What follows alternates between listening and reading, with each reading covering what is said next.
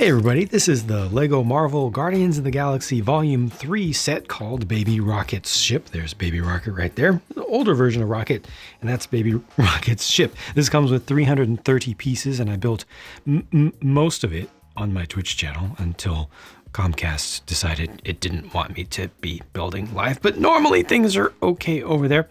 And this cost me $35 US. If you see a view products link on the video, you can click that to see some places you can buy it. I like how Guardians of the Galaxy brings us some new, at least kind of fresh looks and ideas. You know, not everything has to be completely sleek. Some things can be sleek and aerodynamic. Some things don't have to be. And I rather like the utility style of this as well as the utility or construction colors of it.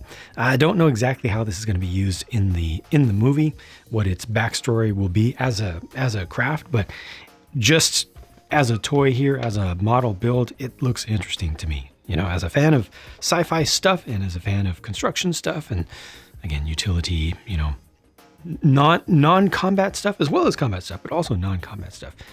Machinery. I think this looks interesting. As a Lego thing, the build was interesting, not too difficult, but I especially appreciate this canopy piece here, which is, it's built upside down here. So this is, you probably have seen that shape before, but the best thing about it is that it's transparent dark green, which is just a classic Lego space color. Going way back, I think, is it just the early 80s or does that actually go back? I think that goes back to the late 70s, maybe not 78, but 79 maybe. Very, very long ago, as well as being famous in the Space Police 2 line. It's just a really useful and cool piece. This thing has some transformations to it, some things that will move and change. So the engine pods here can be straightened up like so, or they can be brought down like this, which is interesting. Maybe that makes it a little bit more sleek when it's going faster. It does that, but also, so I think you're intended to leave them just partially angled like this, but also for landing, what you do is you, oh, I just lost the light, sorry about that. You bring this up, and then you turn this, and you turn this. And you got your vertical takeoff and landing mode.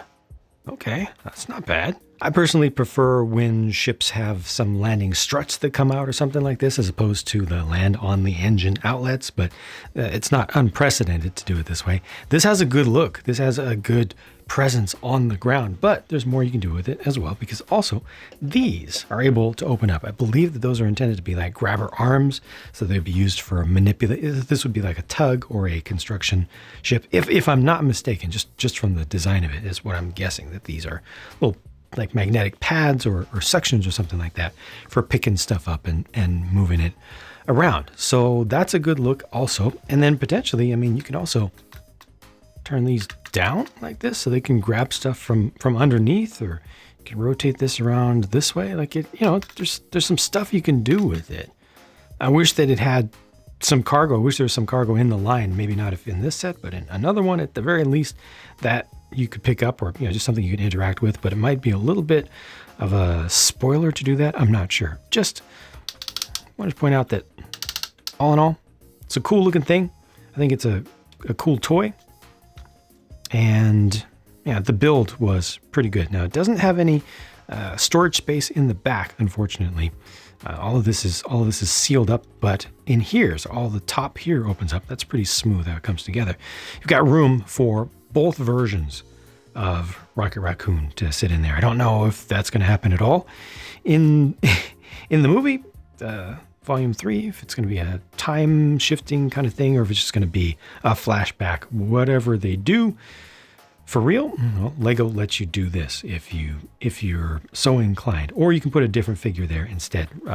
Rocket is a short figure, so it's standing, but you could also put a regular minifigure just sitting down. And there are two little originally Ninjago console pieces off to the side, but nothing in front. Here's a closer look at those two figures, and I believe this is the first time the Lego has ever used a Lego Friends line specific mold in a minifig set, other than with General Mayhem from the Lego Movie 2. So discounting that special case, because this is a Lego Friends mold for the animal there, for the raccoon, for baby raccoon, but you know, in our universe, it represents an actual, real raccoon.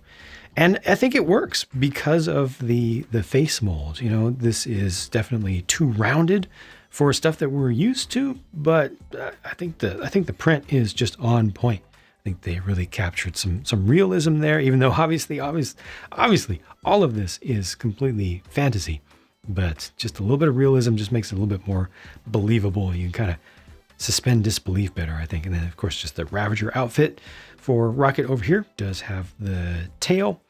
And yeah, that's that. No adjustable leg position because he uses the shortest legs because they wanted to make him as short as possible. Mid legs make a figure taller.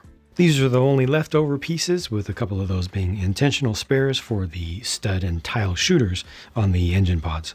Mercifully, there were no stickers, so let's talk about price and value and wrap up. Again, there were 330 pieces in this set, and it cost me $35 US. It's 35 euros, 29 pounds UK, $45 Canadian, the latter being the cheapest of that grouping there. You know, for this amount of stuff, it feels a little bit overpriced. Even though I like the thing, I like the set in its entirety. Yep. I don't see this being more than 30 because there's a lot of length that's added with these, but there's just so little actual structure, actual volume to that. So I kind of have to, when thinking about the value, I have to almost look at it like that. I'll give it a little bit here because there are things at the ends, but that's more of the size of the thing that I'm looking at and evaluating. That could even be 25 there, but I'll let it be 30 in 2023 because I'm feeling generous. However, to only include one minifigure, it doesn't even have articulating legs. This does not count as a minifigure.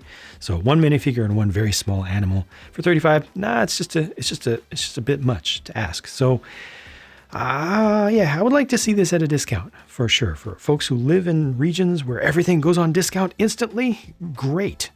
Most of the world is not like that, though. You have to recognize. But for the rest of the world, cross your fingers, spit over thumbs and toes, and hope that it does go on sale a little bit because it's a good set. It just, for that price, should have at least had another minifigure and or a small side build. Well, yeah, leave the figures as they are, but give us a decent size side build for a piece of cargo. Yeah, that either of those options would make me, I think, equally happy. Probably as someone who's biased in favor of Lego builds, I would probably go for the cargo thing. Those are my thoughts, though. Thank you very much for watching. I'll talk to you again soon.